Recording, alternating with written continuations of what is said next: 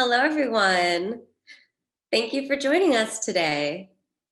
My name is Bianca Collins. I'm the Curator of Public Programs for the Fowler Museum at UCLA. The Fowler is very pleased to present today's program as part of our Lunch and Learn series, which offers easily digestible explorations of charismatic objects from around the world in our permanent collection. For today's program, student educator Carolina Guerrero collaborated with Senior Curator of Southeast Asian and Pacific Arts Joanna Barkman for a discussion about the Fowler's collection of wayang golek, or rod puppets. Carolina Guerrero is a senior at UCLA majoring in Arabic with a minor in linguistics. She has been working with the Fowler since January 2018. She was a research intern for NASA and for the Center of Research Excellence in Science and Technology, or CREST, of CSU San Bernardino, all before graduating high school. After finishing college, she hopes to teach language at the K-12 level and pursue linguistic forensics. Joanna Barkman is a senior curator of Southeast Asia and Pacific Arts at the Fowler Museum. Her current exhibition in development is Aboriginal screen-printed textiles from Australia's top end, which is slated to be presented at the Fowler in 2021. It is accompanied with an eponymous publication, Volume 16 of the Fowler Textile Series. Joanna has published widely and curated exhibitions in Indonesia related to textiles, arts, and culture. If you have questions during this program, we encourage you to submit them through the Q&A function found at the bottom of your Zoom screen. You can submit and upvote questions that you would like to hear answered at the end of the program. In order to see both of our guests during the visual presentation once the screen sharing begins, I encourage you to select View Options and then go to Side-by-Side mode, which will allow you to see both guests simultaneously during the presentation. Okay, that's enough from me. Over to you, Carolina. Hi, everyone. My name is Carolina Guerrero Sanchez. I have been working as a student educator for 4 years, which means that I teach in the exhibitions and lead art activities with K-12 students. During my time here, I have really emphasized to all kids that, regardless of their socioeconomic background, their culture, that it's not only valid for kids like us to take up spaces in museums, but we're needed. And so hopefully a lot of them will pursue careers in the arts. Before we get started, I want to bring up this idea of knowledge backpacks. This was taught to me by Allison Clark. She was my former supervisor in the education department here. And she's now the founder of Stitchery & Co. This idea is that we each have a knowledge backpack, and in these backpacks, we carry where we come from, the people that have impacted us, our experiences, basically anything that affects our perception whenever we encounter anything new, including art. So based on your backpacks, I'm not sure if you will recognize the wayang golek, or maybe they'll be brand new. But for transparency, I am approaching this artwork as a Mexicana and a student. And thanks to Joanna, I'll be adding to my backpack today, and hopefully you guys too. She has worked with Indonesian artists, and we have a clip. She can tell you guys a bit more about that. Hello, thank you, Carolina. The clip we're about to show you actually, contrary to the title of the Lunch and Learn, is about wayang kulit, not wayang golek. So we have two types, well actually three types of wayang puppets. Wayang kulit made from skin, wayang golek made from the wooden rod puppet, and wayang kletek, made from wood. So we wanted to show you a little bit of this clip that was filmed in 2011 in Bali, in Gianyar, with a master dalang, a puppeteer called I Made Sedia, along with his brother Wayan Sira and his son Sugi. And it talks a little bit about the cultural significance and the spiritual significance associated with wayang theatre, in this instance in Bali. So we'll have a little look at the clip, and then Carolina will take it from there.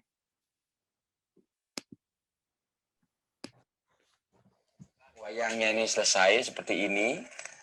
Kemudian biasanya dalang membuat sesaji, banten. Gunanya agar wayang ini bisa punya kekuatan. namanya taksu. Dalangnya itu setiap dalang punya di rumahnya sedan taksu. Itu memohon kekuatan agar kekuatan roh tualen ini bisa masuk ke wayang ini sehingga wayang ini kelihatan hidup. Jadi betul-betul wayang ini tidak orang melihat kulit tapi yang dilihat adalah tualen gitu. Itu prosesnya dengan bebantenan. Kemudian setiap dia akan mau main dalangnya selalu ada banten itu diundang spiritnya tualen biar datang memberikan kekuatan dan membantu dalangnya untuk memberikan power. Nah ini adiknya namanya Sangut. Maingot. Udiang. Ida Sangrawana lakar kayun ko ala sengot. Udiang. Ngale Dewi Sito. Nah, ida Dewi Sito. Ya lase. Melangut. Melang dalam. Oh, maingot. Ya. Harus ada yang melanjutkan. Itu yang penting. Kalau kita menjadi seniman, harus ada yang melanjutkan. Karena ini wayang ini juga bagus pendidikan budi pekerti bagi anak-anak. Biar anak mengerti ini adalah tokoh baik, ini adalah tokoh jahat. Jadi dia juga belajar vokal. Kenapa memang Madi harus Sugi bisa wayang? Karena dari bapak juga mengajar Madi begitu. Jadi Madi harus wajib mengajar Sugi begitu. Ya. Kan sang rawanu. Nah, jadi ngade. Kau orang saksa berperang ajak sang Arjuna ajak sang Butasiu. Oh, ini ratu urusan niki sangut nung kene nung orang saksa di ala sedanda kowe seumarawan Saksano nih jadi jalan-jalan sebelum berteko sang orang baik tuh.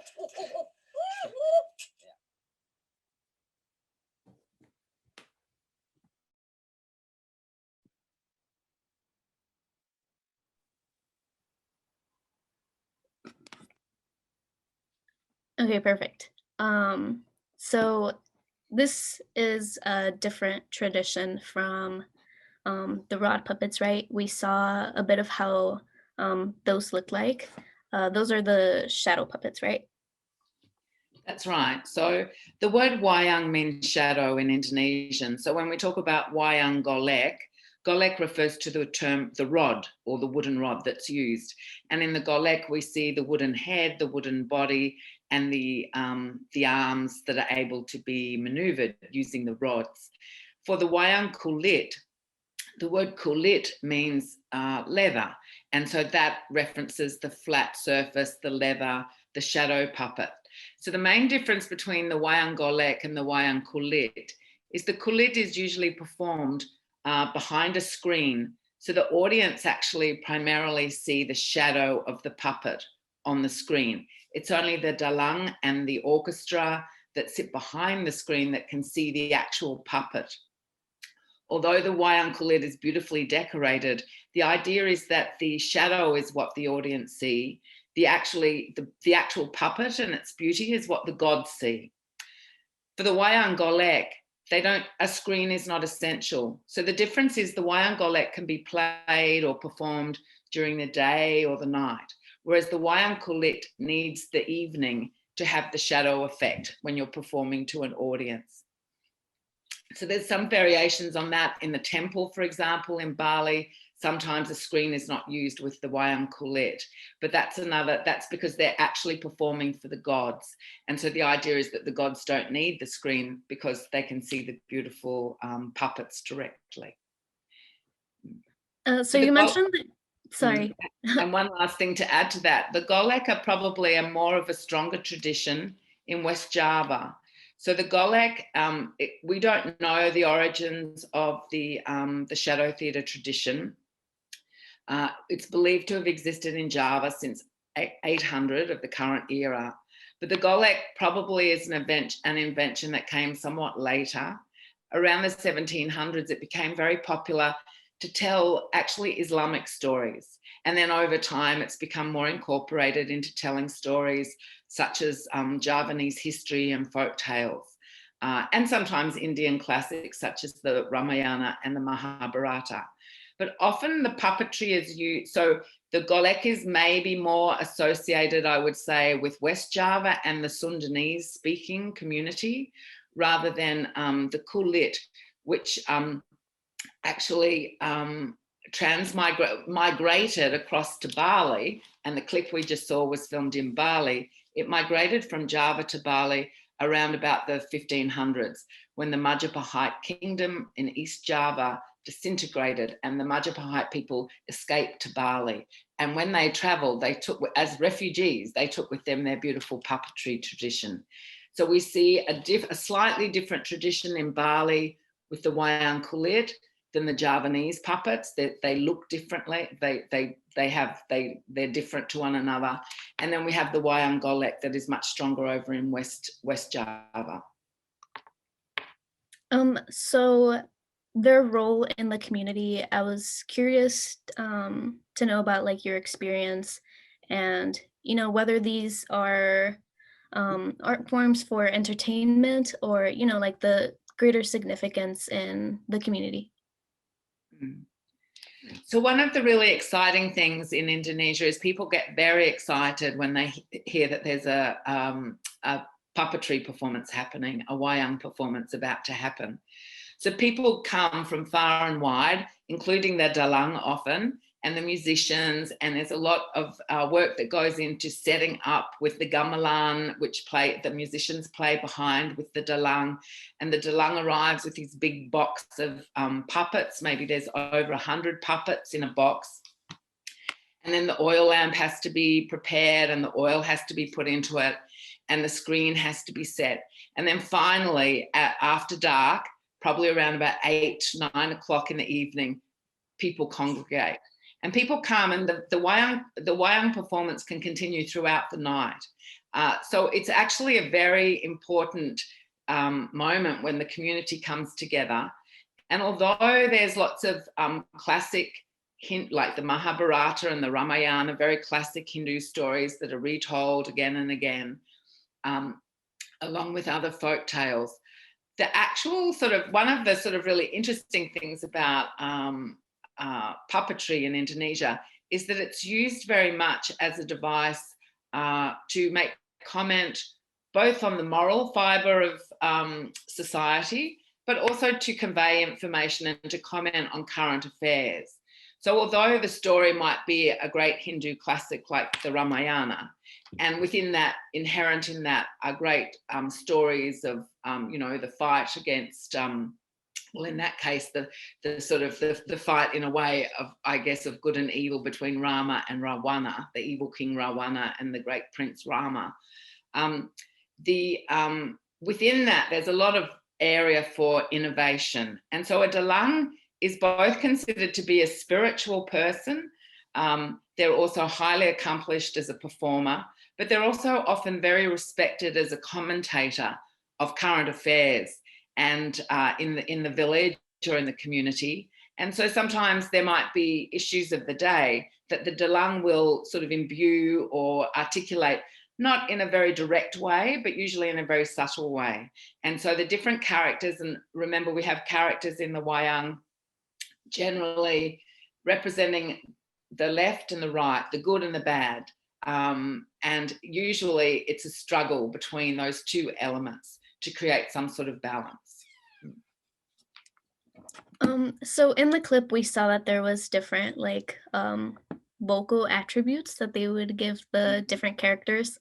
And I watched the Greater film that this clip was taken from. I'm wondering if you know that this also applies to the rod puppets, whether the vocals or the visuals play a part in showing their personalities or maybe what side they're on. So the colour and vocal attributes, and also size, as well as things like the eyes, the nose, the shape of the hands, all give way to giving clues to the audience about the identity and the nature of the character. In Indonesian, there's, like in the way we talk about the left and the right, the good and the bad, we can also talk about the concept of halus and kasar. So halus is a word that means refined, the refined character. And kasar means rough or tough and a bit bawdy. And so we see this distinction, this dichotomy between the puppets, but within that there can be variations as well. So you can often talk about having very refined characters, then sort of less refined but still somewhat refined. Then you can have what are called powerful or quite sort of active characters, and then you can have what are known as the ogres. So there's also a set of characters called they're often referred to as the clowns, the panakawan, and there are 4 of them, and they're often the ones that the character Tualen, for example, that we saw in the film footage. Tualen is the leader of the 4 jesters or clowns, and he speaks for the little people, and so his voice is very gruff, and he's sort of, you can see he's a portly little character. He actually represents the coming together of the masculine and the feminine. He's not a particular gender. He's believed to be a god, actually, but in a way he's the lowest of the low. And so it's an interesting sort of that also shows an interesting dichotomy. He's actually considered to be the highest god, but in the shadows or in the puppetry tradition, he's considered very much to be the representative of the people, or the voice of the people. So the vocal attributes of the dalang are very incredible. A dalang is one person that sits behind and is not only manipulating the puppets and creating the action, they're actually relaying the story, they're adding sort of dynamism to that. And then they also have to use these different voices to help us distinguish as an audience the difference between the different characters. So often the refined people will speak much more slowly. The kasar people will speak a little more roughly and coarsely and maybe in a more hurried way. Sometimes people have very high-pitched whining voices. It depends on their attributes. So yes, the voice is a very important part of determining the character, as is the attire that the golek wear. Often they're dressed in traditional Javanese batik. They also have different features of the face. So the eyes, if it's a halus character, you'll have very almond-shaped, downcast, beautiful eyes. If it's more of a powerful character or an ogre, they might have more bulging eyes. So we can see on the screen here the image of the black puppet. We can see who is Bima. We can see that Bima is powerful. So Bima's eyes are quite wide and they're red, and we get this sense of quite not necessarily aggression, but a very sort of intense stare. Also, he has a very broad nose. So the broader the nose, the more powerful or the less refined the character is. Also, the hands tell us a lot. The nature of the fingers, and also the types of garments and headdress that the adornment that the puppets wear. For my last question, I want to talk specifically about the display in the Fowler Museum. Like I teach in the exhibitions, and I practically stop at this case with all my student groups, regardless of age, because it's one of my favorites, and I feel like it's a place where we can talk about whatever. And all of the groups have told me that this second character, which is Hanuman, we have closer here, that they think he's like aggressive. And whenever I ask them who they think the villain in our case is, they always think it's Hanuman when it's our last puppet here. And so I'm wondering if the posture can be misleading, or if there's like a better way to both show the motion of puppets without affecting this perception of their personalities. What your thoughts are on the display? I think it's a real challenge to display an object that, in fact, its intention is to be in motion. So the creator of these golek puppets always intended them to be used. So they come alive, as we saw in the film, the notion in Bali, for example, of the taksu, inviting the taksu into the dalang, into the performance, into the puppet, to give it life, to give it power. And so I think that's a real challenge in the context of displaying these objects in a Western museum context. But having said that, I think we have to remember some things.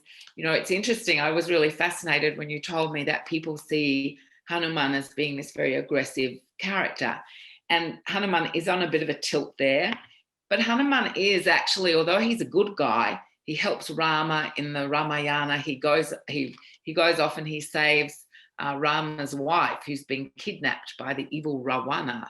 And it is Hanuman who is the leader of the military. So he's the leader of, he's the strongest character. He's very powerful, both physically and mystically. And so he's often a little bit larger as a puppet.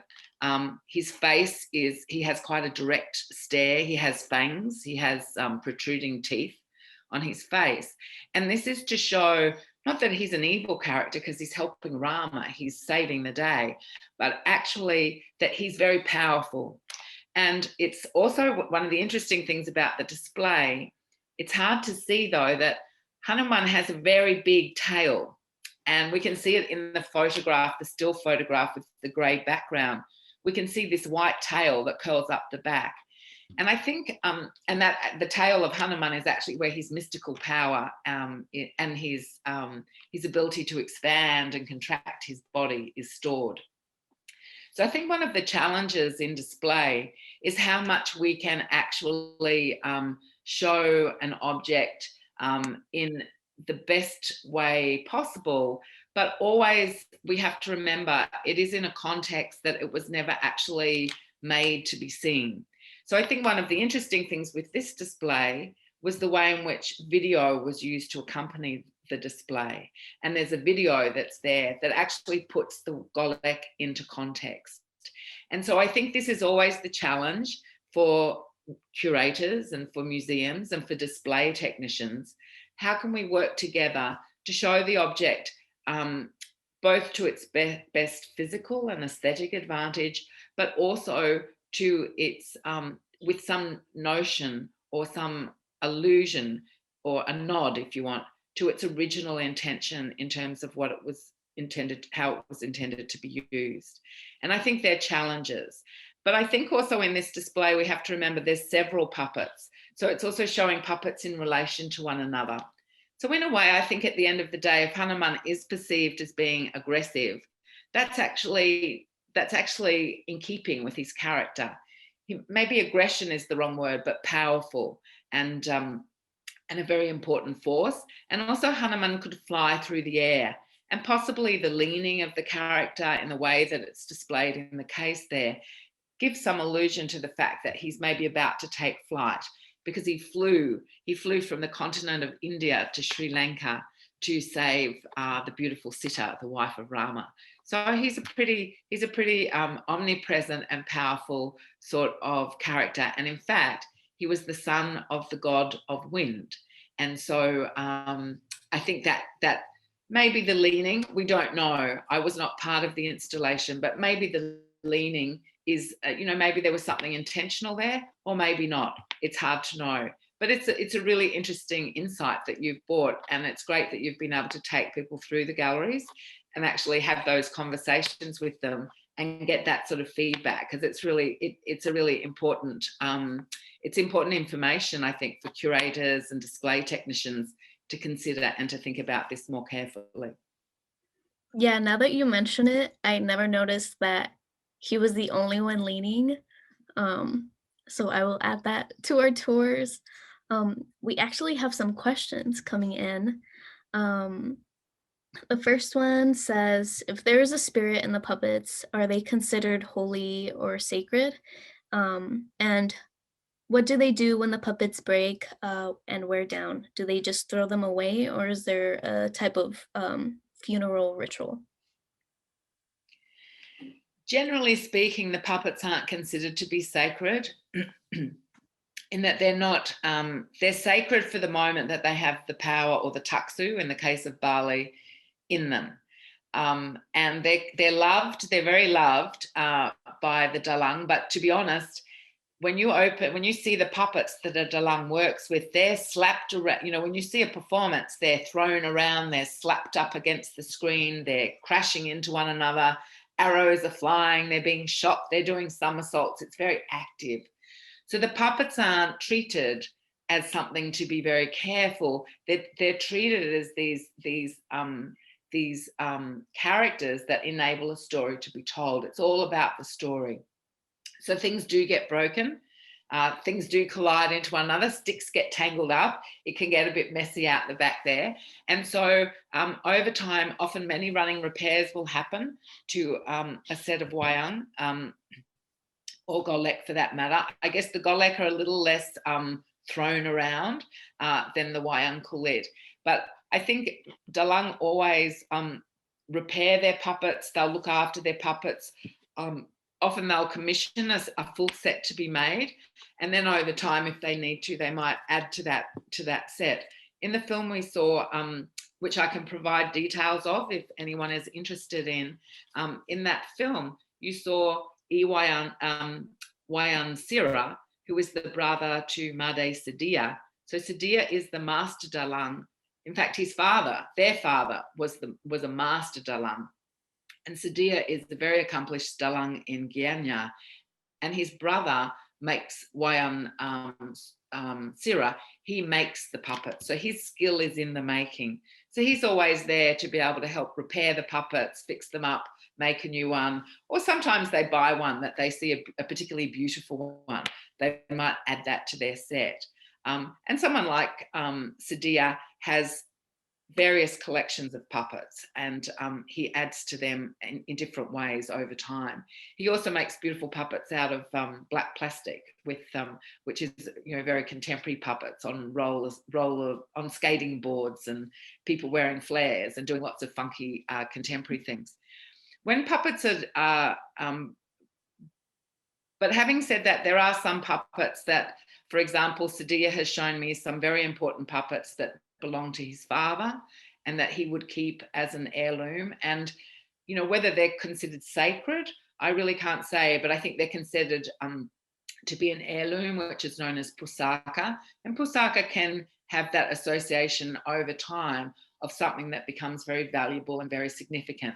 And I think that's the same in all cultures, that we the older things become and the longer there is an association with them, the more significance they begin to take on.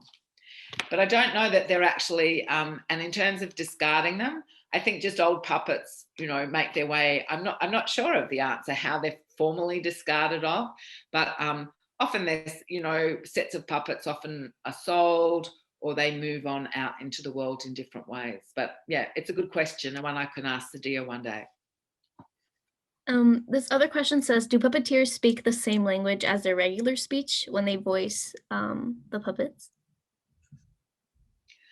That's interesting. Sometimes, it depends probably where your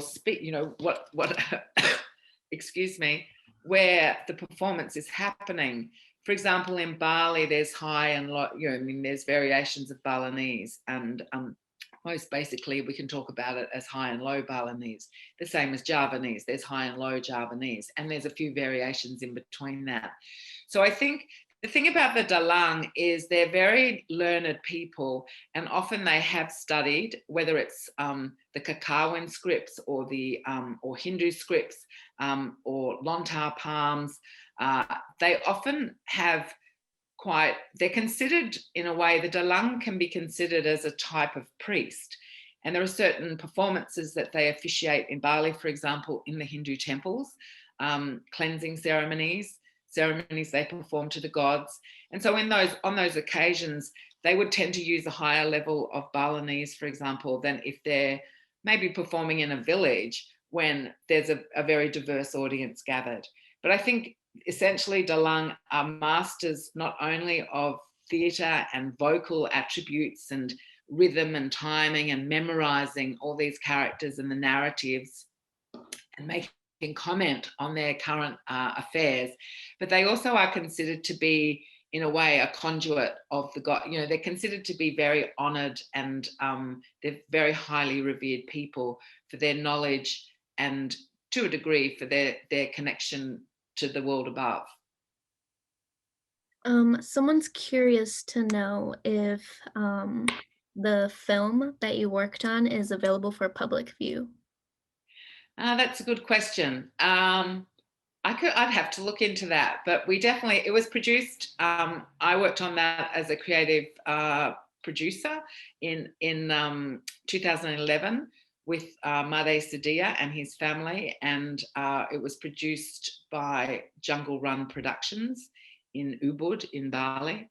So I can have a look to see if that is publicly available. If not, I can. We have a file that maybe we can help people find.